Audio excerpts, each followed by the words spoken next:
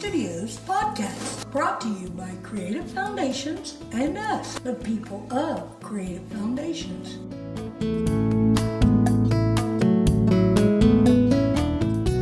Hey, welcome to our podcast with our special guest, Mayor Mavis of Mount Vernon.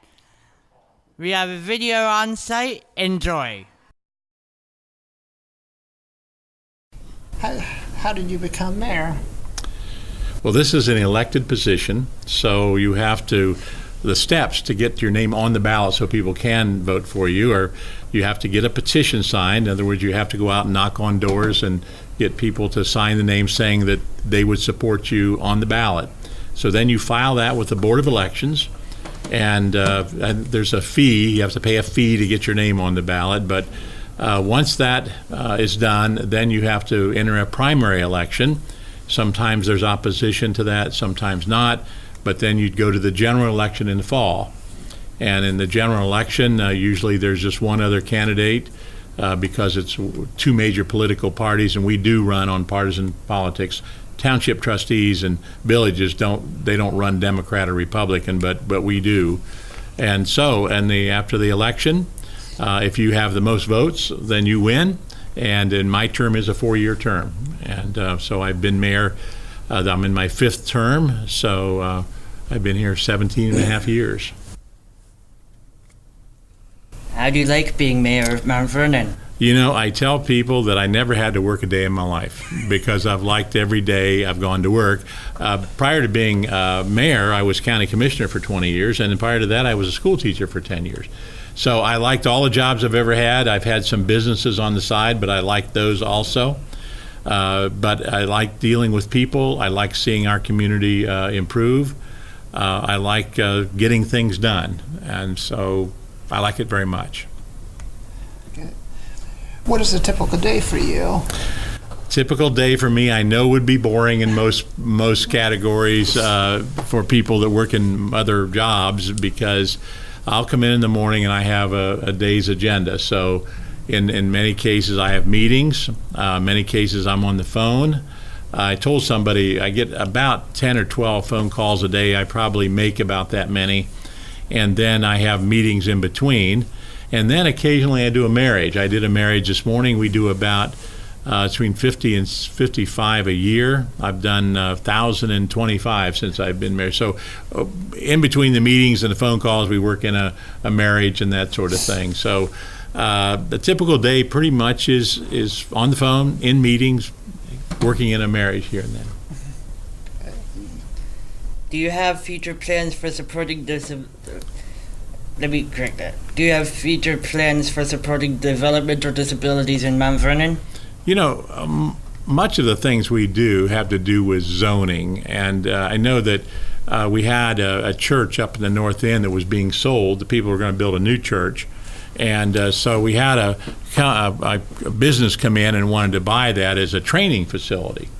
And so there was a zoning issue. As it worked out, we have a planning commission. Zoning issues are generally dealt with through planning commission process, and it was rezoned, so they were able to buy the church. And I believe, I haven't been up there, but I think that they're running a kind of a training business up there. Also, you know, there's with supportive living now. Supportive living is a new thing which I very much support, because I think it's pretty much promotes a normal life for people that have disabilities. So we try to make sure that there aren't any governmental blocks that keep those from happening. So I don't, when it says do you have future plans for those are, whether I'm mayor or somebody else is mayor, we try to set the tone so that we don't create any what I call blockades for making sure that the people with disabilities make sure they don't have any roadblocks. What was the most difficult challenge of being mayor you've had? Well, I thought about that. That's certainly a good question, but I think the most difficult challenge of being mayor is making sure that that we keep everything moving ahead. You know, I've always been an advocate I've been an advocate of the idea that you're either moving ahead you're standing still or you're moving backward.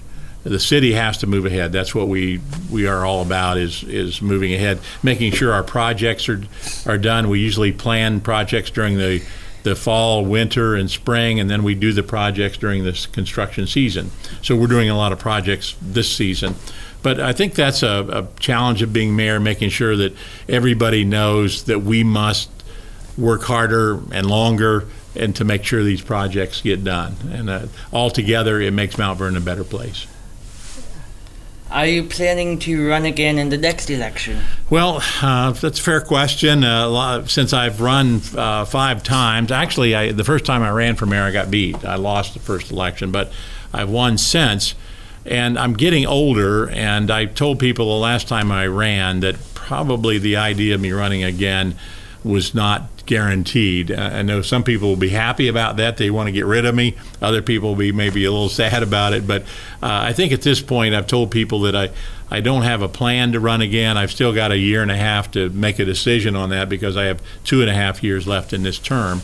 So the last year you have to run. So I've got some time to finalize that. But for the most part, I believe I'm going to be too old. But maybe that'll change. Maybe my mind will change. Who is the most interesting person you've met as mayor? You know, I thought about this since I had the questions early. I thought about who I would name on this one. When I was still commissioner, Gerald Ford, who was former president, he came over to Kenyon, and I was able to go over and have dinner with him.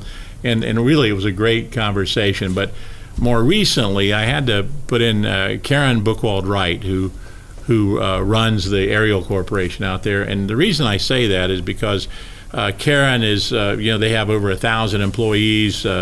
They have customers around the world.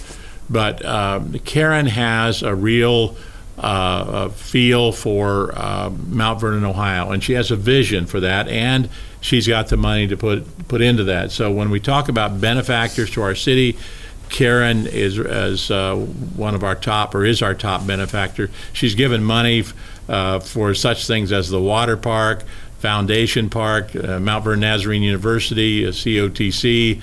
All those things have helped our downtown area, our parks areas, and our trees. She's given us thousands, tens of thousands of dollars to plant trees, build sidewalks, and do that sort of thing. She is an interesting person because she's more than just her business. You know, she's running a huge business out there, but she also has time to talk about what we need to make our city a better place. When can we get a handicapped parking spot in front of Creative Foundations? Well, that presents a problem. I'm glad you asked the question because it's not an easy one answered for us. First of all, it's on a main street there, and parking places are at a handicap. I'm for handicap or difficult. For instance, across the street, the Alcove wants us to free up 2 spots so they can have people to pull in and get out and be convenient for their customers. Here, for right in front of your Creative Foundations down there, we'd have to make a ramp. To be a true foundation, you have to cut out a spot on one side or the other of the vehicle, so it takes really more than just one spot. And the good thing was that just down to the corner there is a ramp there, so you get wheelchairs up and that sort of thing. So we have been reluctant to create a handicap parking spot because for you, it would take more than just a spot there. It would take up an extra spot on Main Street. And we thought that down at the corner you can load, and that's a no parking area right there, so you can get in and out of there.